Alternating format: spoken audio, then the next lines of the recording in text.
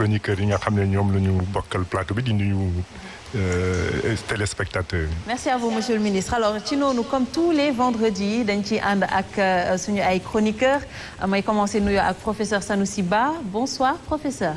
Bonsoir Néné Aïcha. Comme temps bi dafa xawul te bëri te nga nee nga ne nuyoo bi gàtt waaw ma wax la ma daan wax rek àjjuma jotati na ñu toog fii ci Ndoumbelane di waxtaan yéen ngeen toog seen diwaan di taataan ak fu ngeen mënti nekk ñu ngi ñaan yàlla musal ñu ci bépp xeetu xaaraan te du nuyu bugaan. Merci professeur. Alors di nuyu Pape Makhtar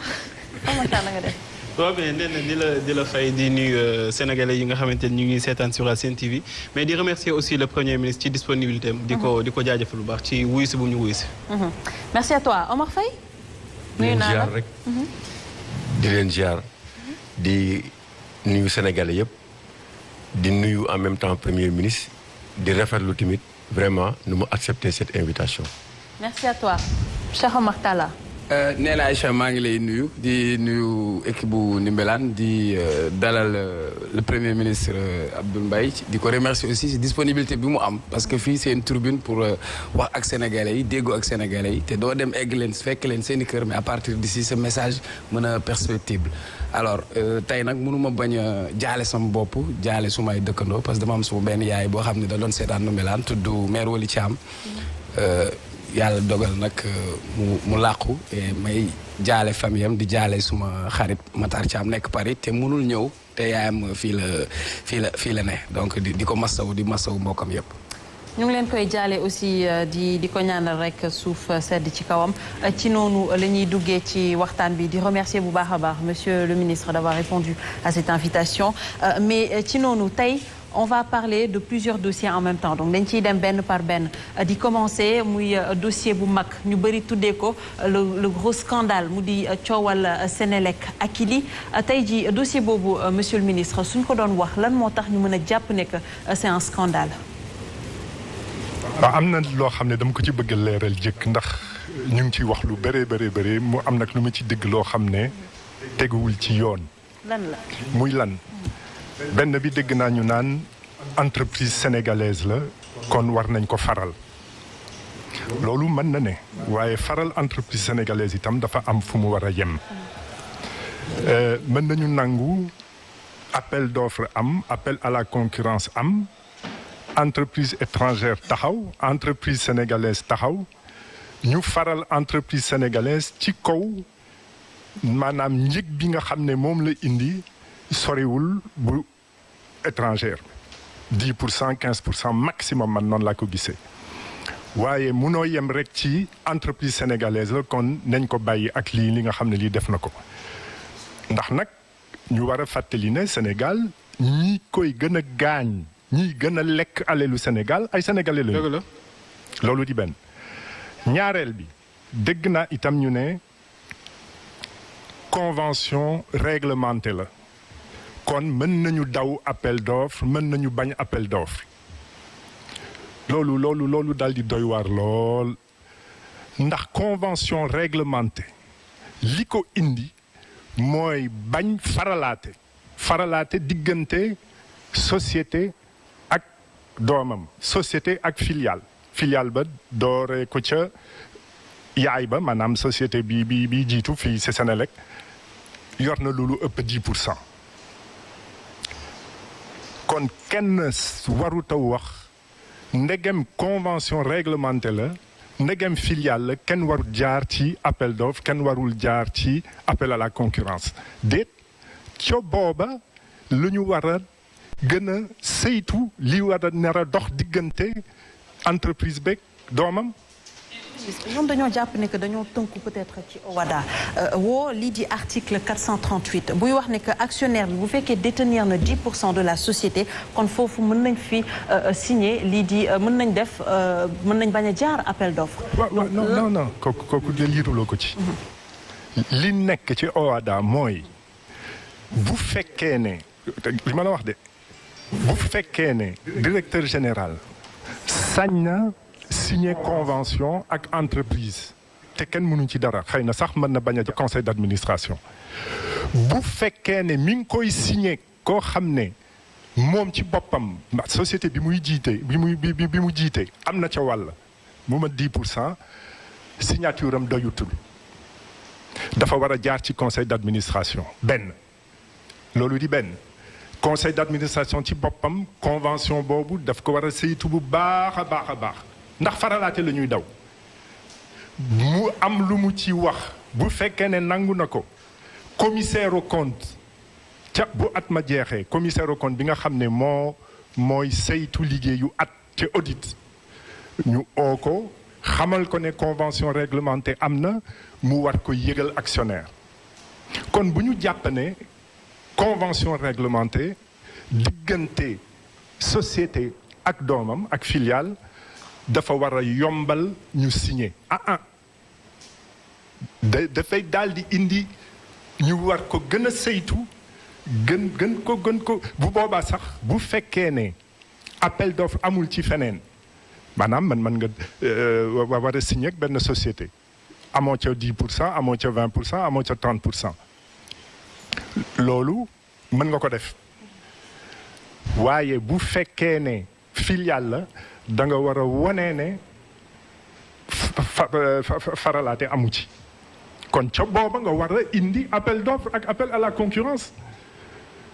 waaye li ma ciy dégg te yaakaar naa moom itam loolu nga jàppoon mooy convention réglementée ubbi na ay bunt déedéet dafa tëj ay bunt yoon ba day gën a xat ndax rek bañ faralaate kon ñaar ñooñu am na solo ñu leeral ko askan wi léegi nag man mii di wax ak yow yàgg naa doon njiitu société ay banque waaye fàttalikuwuma marché 5 millions laa la wax de waxuma 187 milliards te defuma appel à la concurrence maanaam gouvernance bu baax da ngay oote appel à la concurrence ndax li nga nar a defal sa bopp yow man de bu ma jógoon tey war a jënd dara bu ma demee ci diw laaj dem ci diw laaj ko jënd fi mu gën a yombe kon li nga nar a defal sa bopp moom nga war a defal société bi ñu la dénk waaye doo ut ay bunt yoo xam ne danga cay jaar ba loolu deñ te nag amul loi amul règlement boo xam ne nee nañ fa diggante société filiale ak société mère appel d'offre xaju fa waaye mën na bañ a am amul. mais monsieur le ministre je peux. Oui, bien sûr. La seule question que j'ai envie de te poser mooy à qui profite le crime si crime il y en a bien sûr. waaw gis nga loolu xëy na sori ci dina xaw a doy waar ndax boo ko waxee tudd nga Senelec ci digganteem ak Akilee waaye bu ko yemale foofu de scandale Excelec dégg ngeen ko jaaree ko itam ci société filiale waaye ca booba appel d'offre am na déedéet waxuma appel d'offre amul waaye. appel amul d'offre parce que ba tey loolu la ñuy xeex lan moo tax amul appel d'offre dañu daal di uti ji autorisation ministère des finances ne lii mënut a ne yóbbu ko ci ARMP kan moo ko fa yóbbu le premier collaborateur du chef de l'État secrétaire général de la présidence de la République ma wax leen ci nag lu jékki jayo poteau béton électrique basse tension prix moyen 200 000 francs CFA. 200 000. dégg nga li ma la wax de 200 000 francs CFA. benn poteau. Excelec ñu nangul ko ci loo xam ne lii Mohamed Boun Abdallah Dionne premier collaborateur du chef de l'État secrétaire général de la présidence moo ko laajte ñu nangul ko 14 400 000 le poteau maanaam bu fekkee ne toog nga sax ba nangu ne poteau mën na jar 500 000 te nag li ma leen di wax ni bu ngeen bëggee samedi ba altine ngeen laajte ay société yu ko fiy def SBM mi ngi koy def dina la wax ñaata lay jaayee bu fekkee ne ak dem nañu sax ba nangu ne 500 000 francs le poteau à 2500 poteaux 1 milliard 250 millions ñu jógee 1,250 milliard yóbbu ko ci 36 milliards diggante kan ak kan diggante Senelec ak Excelec ku moom Excelec Pape Ali Gueye nekkoon na fi en contentieux avec la Senelec ci kaw ay mais loolu soxla ñu sori ci waaye ci kaw livré ay poteau bois di ko jël et cetera et cetera loolu di benn ngeen déggaat itam Senelec day dugg na ci capitalu Énergie Réseau ci Sénégal fay fa lu dul jeex waaw lu tax Senelec di dugg ci producteur d'électricité te ñu bari fi moom ñoom kay ñi war a produire électricité nañ ko jox rek mu jënd ndax ci convention la ñu toog ba loolu mën a ne kon am na solo ñu jàpp ne mode de gouvernance la te boo ko seetee dooree ko ci Petrotim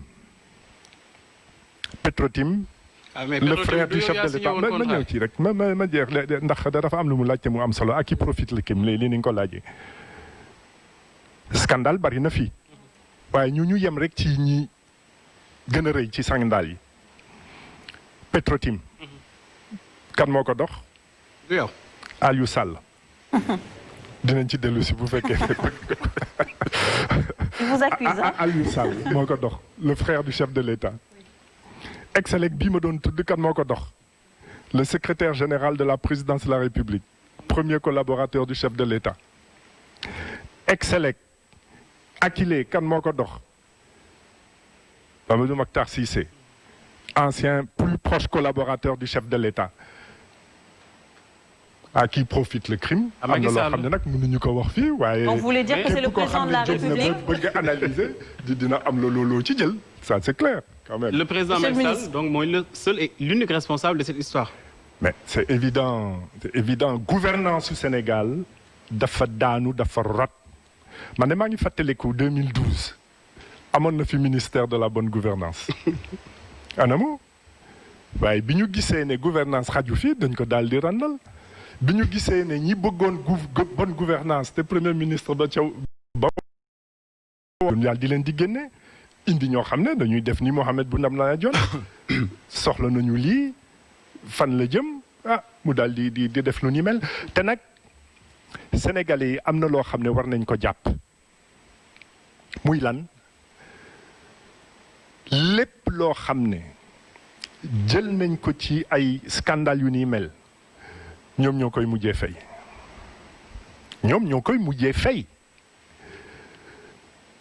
mu gën a metti nag bu fekkee ne mu ngi dal ci Senelec ndax émergence bi nga xam ne ñu ngi ciy oote di ci bàkkoo di ci fecc di ci def bal de l'émergence et cetera jàpp ne ëllëg Sénégal dina naat waaye boo demee ci plan Sénégal émergent liñ ci wax mooy bi ñu waxee lii la ñu war a def ba noppi dañu ne dafa am condition nag dafa am condition de balaa émergence di mën a ñëw jiital ci njëgu courant wàññeeku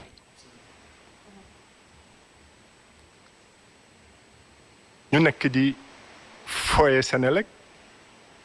indi njëgu courant yokku te jógewul ci feneen sudul yàq ndax pétrole wàññeeku na ci yàq kon Sénégalais yi dañu war a xam ne yàq-yàq bi am ci biir Senelec ak i feneen mooy indi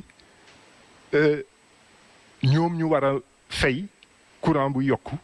ñoom ñu war a fay impôt yu yokku ñoom itam ñu war a